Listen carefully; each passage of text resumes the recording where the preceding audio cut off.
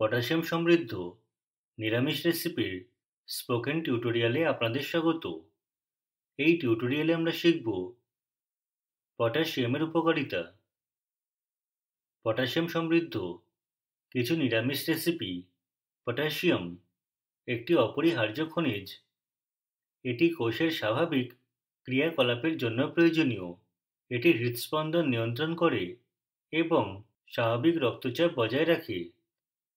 Potassium পেশি এবং স্নায়ুর সঠিক কার্যকারিতা নিশ্চিত করে। পটাশিয়ামের গুরুত্ব আরেকটি টিউটোরিয়ালে ব্যাখ্যা করা হয়েছে। এই টিউটোরিয়ালের জন্য আমাদের ওয়েবসাইট দেখুন। এবার কিছু নিরামিষ রেসিপির প্রস্তুতি দেখি। প্রথমটি হলো কাঁচা কলা গোল মরিচ ভাজি। এটি বানাতে আপনার প্রয়োজন 100 গ্রাম কাঁচা কলা, হাফ মাঝারি কাটা টমেটো, হাফ মাঝারি কাটা পেঁয়াজ, 1 চা চামচ রসুন বাটা, একটি গোটা লাল লঙ্কা, 1 মুঠো ধোয়া ধনেপাতা।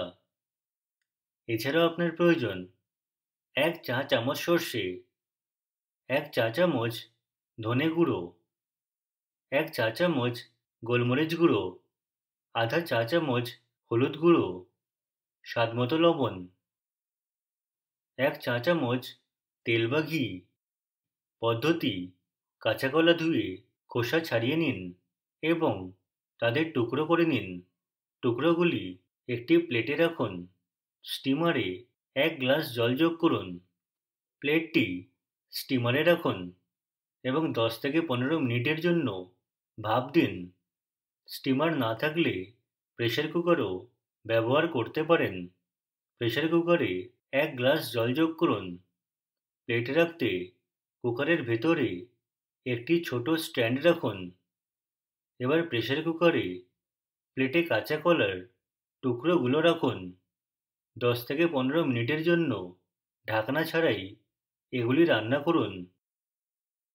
কুকার খুলে ঠান্ডা হতে দিন। পরে ব্যবহারের জন্য এগুলি আলাদা করে রাখুন। একটি প্যানে তেল বা ঘি গরম করুন এবং সর্ষে যোগ করুন।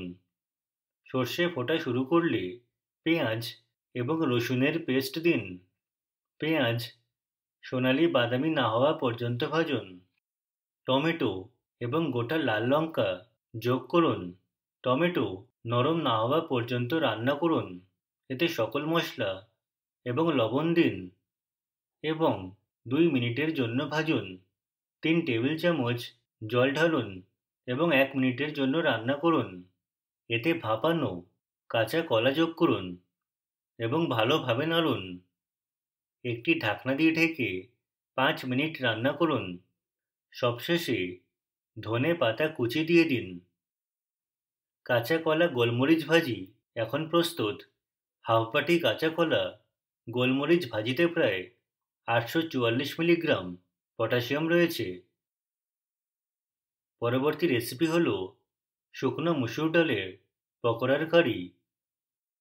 এটি বানাতে আপনার প্রয়োজন 30 গ্রাম কালো ছোলা, একটি মাঝারি কাটা টমেটো, একটি মাঝারি কাটা পেঁয়াজ। এছাড়াও আপনার প্রয়োজন একটি কাঁচা লঙ্কা, 4 থেকে 5টি ধোয়া কারি পাতা, একটি ছোট আদার টুকরো, 1 মুঠো ধুয়ে কাটা ধনেপাতা। প্রয়োজনীয় অন্যান্য উপাদান হল 1 চা চামচ জিরা, আধা চা চামচ জোয়ান, আধা চা চামচ লাল লঙ্কা গুঁড়ো, আধা চা চামচ হলুদ গুঁড়ো, 1 চা চামচ গোলমরিচ, স্বাদমতো লবণ, 2 চা চামচ তেল বা ঘি। পদ্ধতি: কালো ছোলা ধুয়ে সারা রাত ভিজিয়ে রাখুন। সকালে জল পুরোপুরি ঝরিয়ে নিন। কালো ছোলা, গোলমরিচ, জোয়ান, আদা এবং কাঁচা লঙ্কা একটি পেস্টে পিষে নিন। পেস্ট বানাতে জল যোগ করবেন না। নিশ্চিত করুন পেস্টটি মসৃণ হয়। একটি পাত্রে এই পেস্টটি বের করে নিন। চামচ বা হাত দ্বারা পেস্টটি থকথকে না হওয়া পর্যন্ত মেশান। পরিষ্কার আঙুল দিয়ে কিছু তেল দিয়ে একটি প্লেটে মাখিয়ে নিন। তারপর পেস্টের ছোট ছোট বল বানিয়ে প্লেটে রাখুন। এগুলি শক্ত না হওয়া পর্যন্ত 2 থেকে 3 দিন রোদে শুকিয়ে নিন। রোদে শুকানোর সময় কাপড় দিয়ে ঢেকে রাখুন। আপনি এগুলিকে রোদে শুকাতে না পারলে ঘরের ভিতরে বাতাসেও শুকাতে পারেন। এই পকোড়া দিনে 2 বার উল্টোতে থাকুন যাতে এটি শুকিয়ে যায়। শুকিয়ে গেলে একটি প্যানে 1 চা চামচ তেল বা ঘি গরম করুন। এগুলি বাদামি হওয়া পর্যন্ত ভাজুন। এগুলি আলাদা করুন। আমরা পরে এটি ব্যবহার করব। কারি বানাতে একটি প্যানে তেল গরম করে তাতে সর্ষে এবং কারি পাতা দিন। একবার ভেজে তাতে পেঁয়াজ যোগ করুন। পেঁয়াজ হালকা বাদামি না হওয়া পর্যন্ত ভাজুন। এতে টমেটো যোগ করুন এবং নরম না হওয়া পর্যন্ত রান্না করুন। মশলা, লবণ এবং ভাজা পাকোড়া যোগ করুন এবং ভালোভাবে মেশান। এতে আধা কাপ জল যোগ করুন এবং ঢাকনা দিয়ে বন্ধ করুন। 5 মিনিট বা পাকোড়া নরম হওয়া পর্যন্ত রান্না করুন। শেষে কাটা ধনেপাতা যোগ করুন। ডালের শুকনো পাকোড়ার কারি এখন প্রস্তুত। হাফ বাটি কারিতে প্রায় 937 মিলিগ্রাম পটাশিয়াম রয়েছে। তৃতীয় রেসিপি হল মেথি দানার কারি। এই রেসিপিটি বানাতে আপনার প্রয়োজন 2 টেবিল চামচ অঙ্কুরিত মেথি, আধা কাপ ধুয়ে কাটা পালং শাক, 2 টেবিল চামচ টাটকা কুচি করা নারকেল, একটি ছোট কাটা টমেটো, একটি ছোট কাটা পেঁয়াজ, একটি কাঁচা লঙ্কা, 4 থেকে 5টি রসুনের কোয়া। এছাড়াও আপনার প্রয়োজন 1 চা চামচ জিরা, হাফ চা চামচ সর্ষে, 1 চা চামচ লঙ্কার গুঁড়ো, আধা চা চামচ হলুদ গুঁড়ো, স্বাদমতো লবণ, 1 চা চামচ তেল বা ঘি, হাফ লেবুর রস।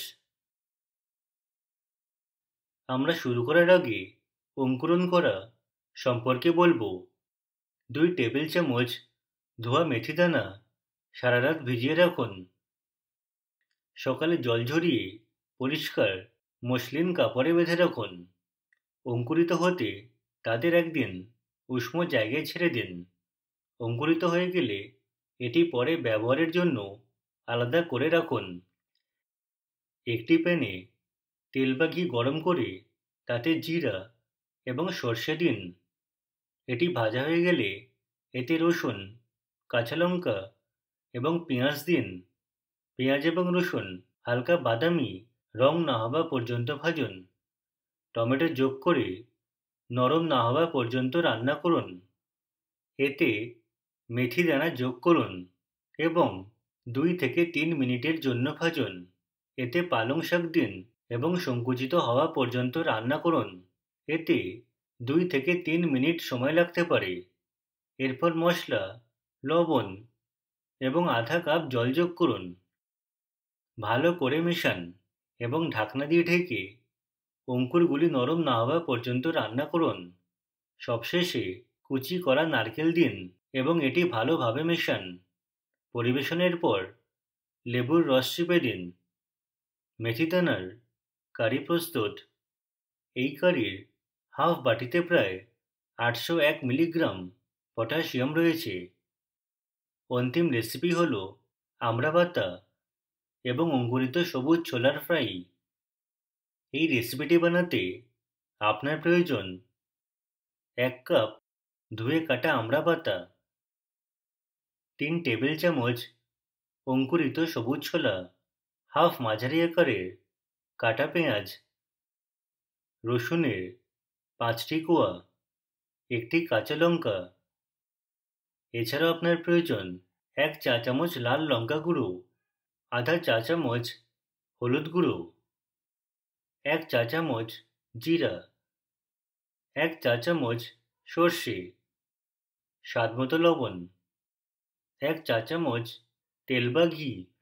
এই টিউটোরিয়ালের আগের অংশে অঙ্কুরোদ্গমের পদ্ধতি বোঝানো হয়েছে। সবুজ ছোলা অঙ্কুরিত করতে একই পদ্ধতি অনুসরণ করুন।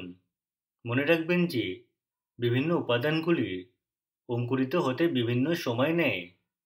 এখন শুরু করি। একটি প্যানে তেল বা ঘি গরম করুন এবং সর্ষে এবং জিরা যোগ করুন। এরপর পেঁয়াজ, কাঁচা লঙ্কা এবং রসুন যোগ করুন। এগুলি হালকা বাদামি না হওয়া পর্যন্ত সেঁকে নিন। এতে কাটা আমড়ার পাতা যোগ করুন এবং ভালোভাবে মেশান।